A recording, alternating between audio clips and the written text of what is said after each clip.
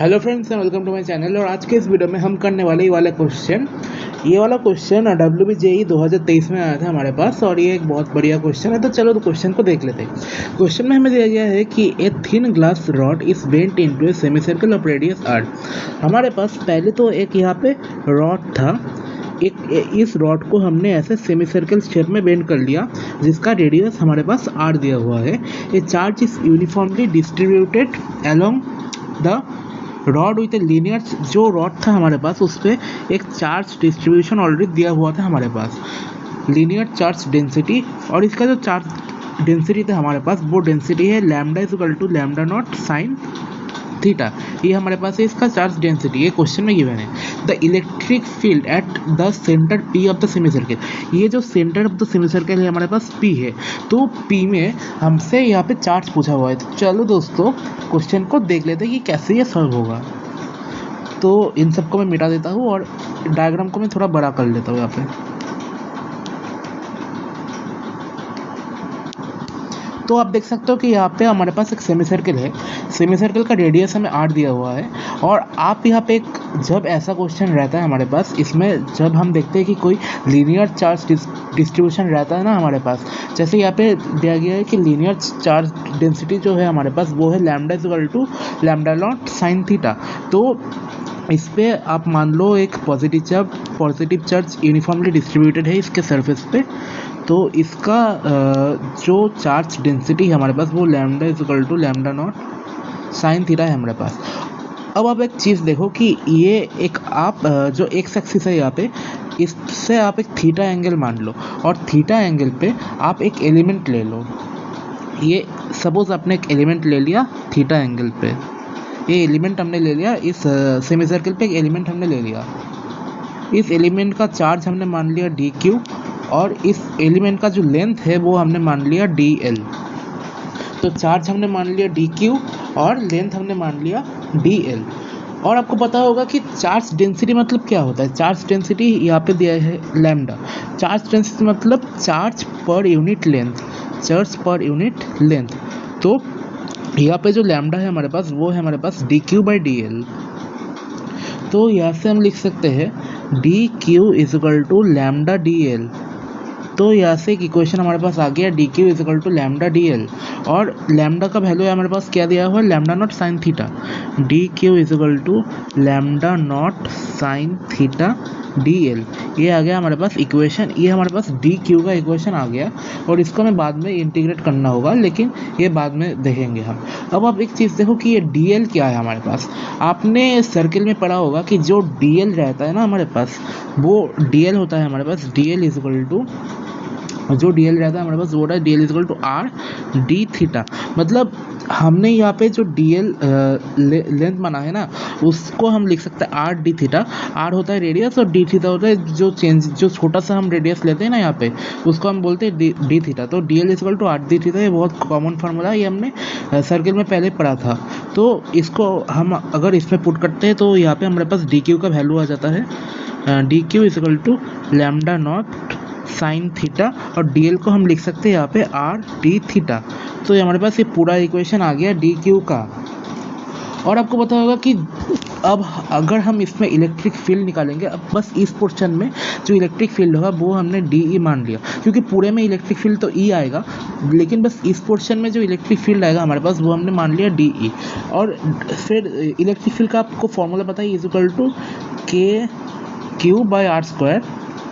ये जो electric field का फॉर्मूला होता है, लेकिन अगर हम इसमें DE लिखते हैं तो ये होता है 1/4 एप्सिलॉन नॉट। जो K होता है हमारे पास यहाँ पे 1/4 एप्सिलॉन नॉट। जो Q होता है, Q हमारे पास यहाँ पे हो जाएगा DQ डिवाइडेड बाय r²। और R जो है हमारे पास वो R ही रहेगा, r²। तो इसको हम ऐसे भी लिख सकते हैं 1/4 एप्सिलॉन नॉट r²। और dq का वैल्यू हमने यहाँ पे पुट कर देंगे। dq क्या है हमारे पास, lambda not sine theta r D theta. तो इस r से ये चला गया। इसके बाद जो हमारे पास कांस्टेंट रहता है, उस कांस्टेंट को आप अलग कर लो। जो कांस्टेंट है हमारे पास वो होता है हमारे पास यहाँ पे lambda not by 4 pi epsilon not R. और जो वेरिएबल है हमारे पास वो होता है हमारे पास साइन थीटा डी थीटा। और आप एक काम कर लो, इसको दोनों साइड पे इंटीग्रेट कर लो, इंटीग्रेट यहाँ पे भी कर लो और इंटीग्रेट यहाँ पे भी कर लो, एक कांस्टेंट बाहर आ जाएगा तो ये इंटीग्रेट होगा। और अब एक चीज़ देख लो, यहाँ पे इंटीग्रेट कहाँ से कहाँ तक होगा, क्योंकि आप देखो यहाँ पे, अब ये देखो ये जो एंगल है हमारे पास थीटा यहाँ पे कहाँ से कहाँ तक जा रहा है। थीटा आप क्लियरली देख सकते हो कि ये अगर 0 है हमारे पास तो ये पाई है। अब देख सकते हो कि आप देख सकते हो कि यहाँ पे ये 180 डिग्री रोटेट हो रहा है, तो मतलब ये 180 डिग्री एंगल कवर कर रहा है, ये थीटा एंगल ये 180 डिग्री कवर हो रहा है। तो अगर इसको हम 0 मानते हैं तो यहाँ पे पाई मानते हैं, तो अगर हम इसको लिमिट पुट करेंगे तो लिमिट यहाँ पे 0 से पाई तक जाएगा। और लिमिट यहाँ पे हमने 0 से पाई तक लगा लिया, लेकिन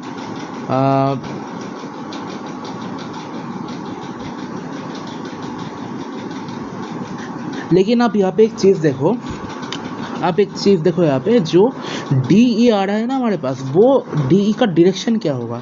आप देखो कि जो डी का डायरेक्शन होगा वो कुछ ऐसा होगा, ये होगा हमारे पास डी का डायरेक्शन। लेकिन हमें ये वाला डायरेक्शन नहीं चाहिए, हमें चाहिए एक तो हमें चाहिए डी, ये डी है हमारे पास, तो अगर डी का ये नॉर्मल डी है हमारे पास तो हम निकालेंगे डी का एक्स कंपोनेंट और वाई कंपोनेंट, क्योंकि हमें ये अलग से निकालना होगा। आप देखो कि ये अगर डी हुआ तो ये होगा डी का एक्स कंपोनेंट, और ये वाई एक्सिस पे होगा डी का वाई कंपोनेंट, तो जो एक्स एक्सिस में होगा डी का एक्स कंपोनेंट और जो वाई एक्सिस पे होगा वो होगा डी का वाई कंपोनेंट। तो जो एक्स एक्सिस पे कंपोनेंट आएगा वो होगा हमारे पास d E cos theta. X axis वाला कंपोनेंट है हमारे पास डी ई कॉस थीटा, और जो वाई एक्सिस वाला कंपोनेंट है हमारे पास वो हो जाएगा हमारे पास डी ई साइन थीटा। तो ये दो कंपोनेंट हमारे पास आ गया।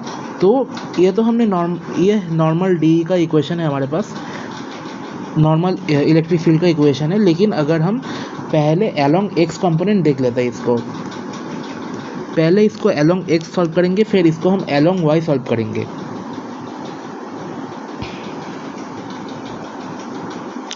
देखिए अगर हम इसको अलोंग एक्स सॉल्व करते हैं तो फिर क्या होता है, इंटीग्रल डी क्या होता है हमारे पास, ई होता है।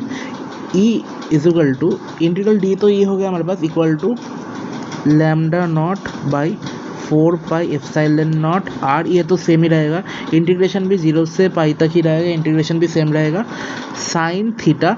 और यहाँ पे क्या आ जाएगा हमारे पास, अलोंग एक्स ले लिया हमने, तो अलोंग एक्स आप देख सकते हो यहाँ पे कॉस थीटा आ गया एक्स्ट्रा, तो sine theta cos theta d theta.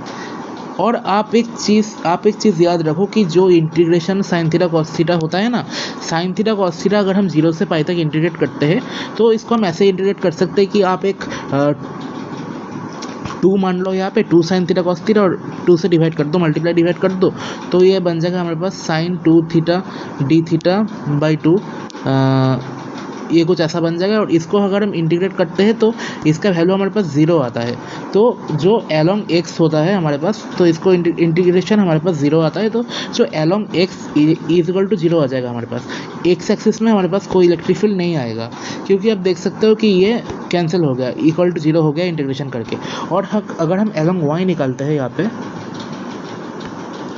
Along Y अगर हम निकालते हैं तो यहाँ पे देख सकते हो कि E is equal to lambda not 4 pi epsilon not R integral 0 से पाई। आप देख सकते हो कि अलोंग y जो है वो हमारे पास एक डी ई साइन थीटा, एक साइन थीटा हमारे पास एक्स्ट्रा ऐड हो गया है यहाँ पे, तो आप यहाँ पे साइन थीटा एक्स्ट्रा ऐड कर दो तो ये हो जाएगा हमारे पास sine square theta d theta. अब अगर इसका आप इंटीग्रेशन करोगे तो इसका इंटीग्रेशन कैसे होगा, इसका इंटीग्रेशन करना इजी है। आप देख सकते हो यहाँ पे कि साइन स्क्वायर थीटा को हम फॉर्मूले में पुट करेंगे, साइन स्क्वायर थीटा को हम लिख सकते हैं 1 minus cos 2 theta by 2 D theta. तो अगर हम इसको ऐसे लिखते हैं तो 1 बाई एक सेकेंड, तो इसको अगर हम अलग कर लेते हैं तो फिर ये कुछ ऐसा बन जाएगा।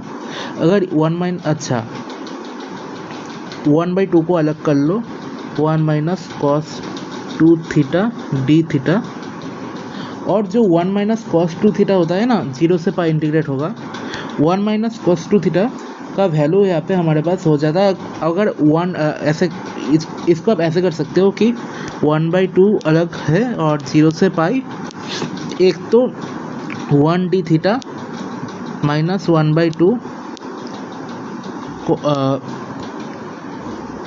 cos 2 theta d theta. फिर इसको अगर हम 0 से पाई तक cos 2 थीटा d थीटा, इसको अगर आप इंटीग्रेट करते हो तो cos 2 थीटा को आप यहाँ पे cos 2 थीटा का इंटीग्रेशन क्या होगा आप देख सकते हो। आपको पता होगा कि cos का जो इंटीग्रेशन होता है हमारे पास, वो होता है हमारे पास sin 2 theta. sin 2 theta, theta के सामने यहाँ पे 2 लगा है तो इसको डिवाइडेड बाई 2 लिख लेंगे हम, डिवाइडेड बाई 2। और हम 0 से पाई तक इंटीग्रेट कर रहे हैं, तो अगर हम इसको 0 से पाई तक इंटीग्रेट करेंगे तो फिर इसका जो वैल्यू होता है ना हमारे पास, तो पूरे को इंटीग्रेट करके जो साइंस को आप इसको डायरेक्टली याद भी रख सकते हो। आप इसको ऐसे सॉल्व कर सकते हो, इसको ये तो इसके बाद सॉल्व हो ही जाएगा, लिमिट पुट कर देना बस। और आपको डायरेक्टली भी याद रख सकते हो कि इंटीग्रल जो sign square theta d theta होता है हमारे पास, उसका वैल्यू होता है हमारे पास 0 से पाई तक अगर हम इंटीग्रेट करते हैं तो उसका वैल्यू होता है हमारे पास π/2। तो इसको आप पुट कर दो फाइनल इक्वेशन में, E = lambda not by 4πε0 r into π/2। तो E फाइनली हो जाता है हमारे पास पाई से पाई मर गया, लैम्डा नॉट बाई 8, एक सेकेंड,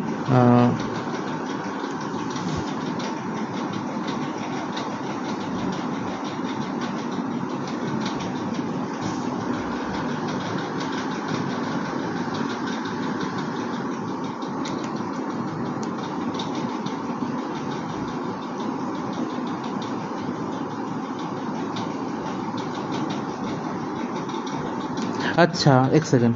तो ये जो हमारे पास आएगा आंसर, वो आएगा हमारे पास lambda not by 8 epsilon not r. लेकिन सामने एक माइनस होगा, मैं बताता हूँ कि माइनस क्यों होगा सामने, क्योंकि आप देख सकते हो कि डी ई एक्स जो है हमारे पास, डी ई एक्स हो जाएगा हमारे पास minus d E cos theta, और डी वाई जो होगा वो हमारे पास होगा minus d E sine theta. इसके सामने माइनस लगेगा, तो ये जो फाइनल आंसर है हमारे पास, इसमें minus lambda not by 8 epsilon not are, ये कुछ ऐसा बन जाएगा।